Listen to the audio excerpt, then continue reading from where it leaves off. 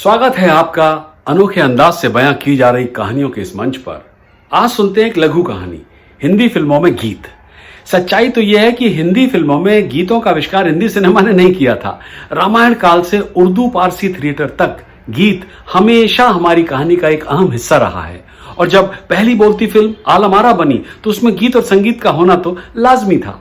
उस दौर में गीतों को सीन्स के रूप में देखा जाता था।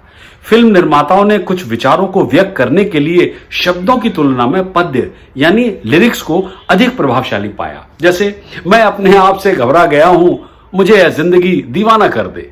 अगर कोई इसे शब्दों में कहेगा तो संभावना है कि उसे पागल करार कर दिया जाए, जैसे कि मैंने कहा।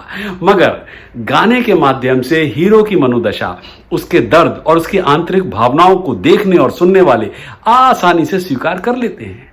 हिंदी सिनेमा के पुराने दौर में म्यूजिक ऑर्केस्ट्रा का सही उपयोग हुआ था, जिसमें कुछ असाधारण और प्रतिभाशाली गायक, लेखक और संगीतकारों ने अमिट योगदान किया।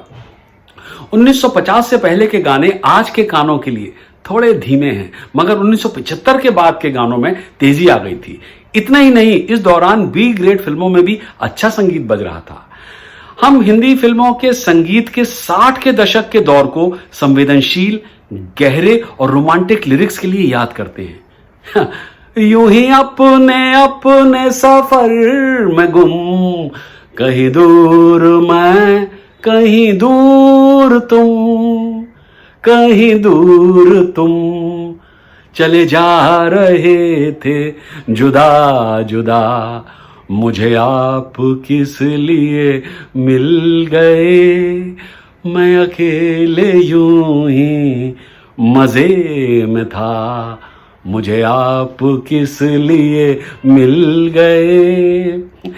देखा जाए तो फिल्मों से यह संगीत आज गायब हो गया है, मगर इसकी एक वजह है। देखिए, किसी भी फिल्म का एक गीत एक सिचुएशन से जोड़कर लिखा जाता रहा है।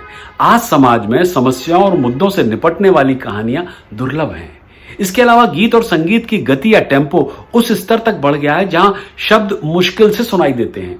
पश्चिमी लोकप्रिय संस्कृति के अंधे अनुसरण में ऑर्केस्ट्रा अक्सर शब्दों को डुबो देता है, और फिर गीत के बोल समझने के लिए आपके पास एक जासूस का दिमाग होना चाहिए। आजकल हिंदी फिल्म म्यूजिक की धुनें भी भारतीय मीटर में नहीं होती हैं। हाँ, भारतीय काव्य का अधिकांश भाग 12 से 14 मीटर में होता है, मगर पाश्चात्य धुनों में भारतीय शास्त्रीय संगीत पर वो आधारित नहीं है और इसलिए भारतीय भाषा के अनुकूल नहीं है।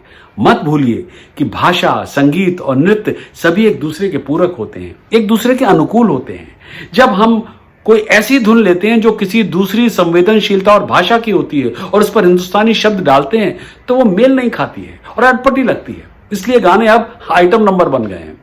मगर दूसरी तरफ हम अक्सर नई टेक्नोलॉजी को दोष देते हैं कि उसकी वजह से हमारे पारंपरिक उपकरण जैसे तबला या शहनाई अब गानों से गायब हो गए हैं। मगर सवाल उठता है कि यदि आप वेस्टर्न म्यूजिक से प्रेरणा ले रहे हैं तो आप पारंपरिक हिंदुस्तानी वाद्य यंत्र कैसे लाएंगे? इसलिए नई प्रौद्योगिकी को जिम्मेदार नहीं ठहराया जा सकता है। वास्तव में नई तकनीक मदद करती है। मिसाल के तौर पर देखिए, कई प्लेबैक सिंगर्स हैं, जब लाइव कॉन्सर्ट्स के लिए जाते हैं तो रियाज करना पसंद करते हैं। तब उनकी मदद करने के लिए उनके पास एक गैजेट है, इसलिए उन्हें तानपुरा के साथ संगतकार को हर जगह ले जाने की जरूरत नहीं पड़ती। इसके अलावा हम हमेशा के लिए अतीत को पकड़कर रख भी तो नहीं सकते। जब मृदंगम की जगह तबले ने ली होगी तब भी तो लोगों ने शिकायत की होगी, या जब सितार अस्तित्व में आया होगा तो वीणा के प्रतिपादकों को खतरा महसूस हुआ होगा। एक समय था जब सरोद और सारंगी को शास्त्रीय वाद्य यंत्र नहीं माना जाता था, अब वे हैं। इसलिए हमें यह नहीं सोचना चाहिए कि आज की पीढ़ी के साथ सब कुछ गलत है। अतीत और वर्तमान के बीच एक खुशहाल बंधन होना चाहिए।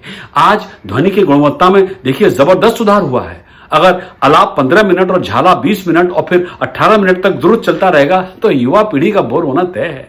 विभिन्न पीढ़ियों के बीच परस्पर सम्मान होना चाहिए। किसी ने सच ही कहा है कि अगर हम ही हम हैं तो क्या हम हैं, और अगर तुम ही तुम हो तो क्या तुम हो।